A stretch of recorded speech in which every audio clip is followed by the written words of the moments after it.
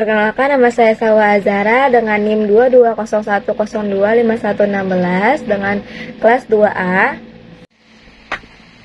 Assalamualaikum warahmatullahi wabarakatuh. Innal hamdalillah nahmaduhu wa nasta'inu wa nastaghfiruh wa na'udzu billahi min syururi anfusina wa min sayyiati a'malina may yahdihillahu fala mudhillalah wa man yudhlil fala hadiyalah wa asyhadu an la ilaha illallah wahdahu la syarikalah wa asyhadu anna Muhammadan abduhu wa rasuluhu amma ba'du. Di sini saya akan mengulas makna dari nama indah yaitu Al-Qayyum. Al-Qayyum yang mudah-mudahan Allah memberikan tambahan ilmu dan wawasan untuk kita semua. Amin. Nama Al-Qayyum terulang 3 kali di dalam Al-Quran. 2 diantaranya dengan ungkapan Allahu la ilaha illa huwal hayyul qayyum, yaitu di awal ayat kursi, yaitu pada surat Al-Baqarah ayat 255, yaitu ayat kursi. Dan kedua ada surat Al-Imran ayat kedua, dan yang terakhir ada surat At-Taharah yaitu ayat 111. Dan Allahu la ilaha wal hayyul qayyum, yaitu artinya Allah tiada ilah selain Dia yang hidup kekal lagi terus menerus mengurus makhluknya. Makhluk Allah itu dianugerahi kehidupan oleh Allah, tetapi Allah itu Al-Qayyum, tidak sebatas hidup saja tetapi juga mengurus kehidupan.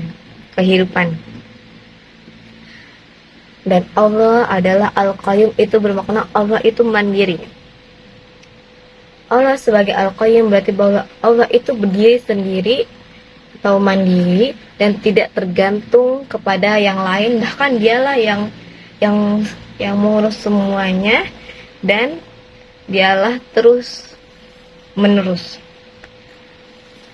Wujud dan kesinambungan yang lain tergantung kepadanya, karena dialah yang memberi wujud dan memenuhi kebutuhan lainnya.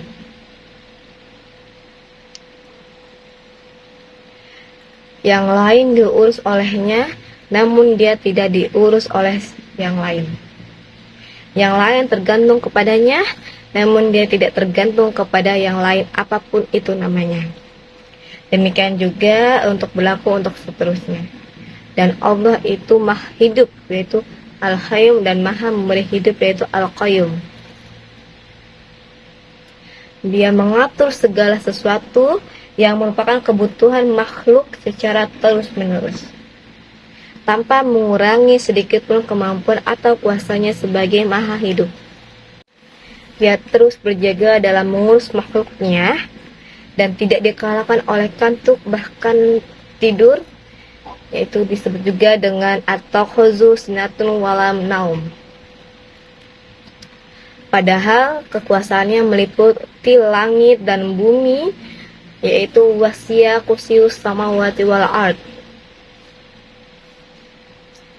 Dan menciptakan langit dan bumi tidak membuatnya lelah, dan memelihara kehidupannya tidak membuatnya berat, yaitu wala yahuddu hifdzuhuma.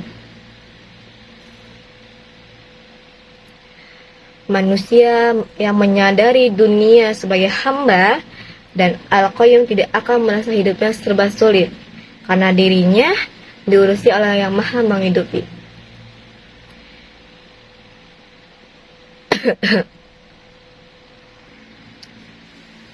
Ia tidak akan dirisanya oleh urusan penghidupan, dan perhatiannya lebih ia tunjukkan pada urusan penghambanya kepada sang pemberi kehidupan, yaitu Allah Subhanahu wa Ta'ala.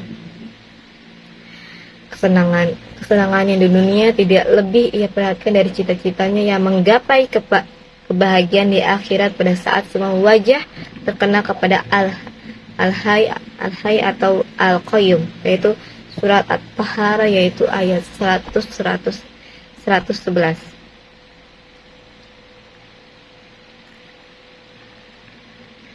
Hamba Al-Qayyum menggantungkan hidupnya sepenuhnya kepadanya dan tidak mengandalkan selainnya. Ia mandiri dan merdeka dari selain Al-Qayyum, tapi tunduk dan bertawakal hanya kepadanya. Untuk Al-Qayyum ia melayani kehidupan dan hanya darinya ia mengharapkan penghidupan.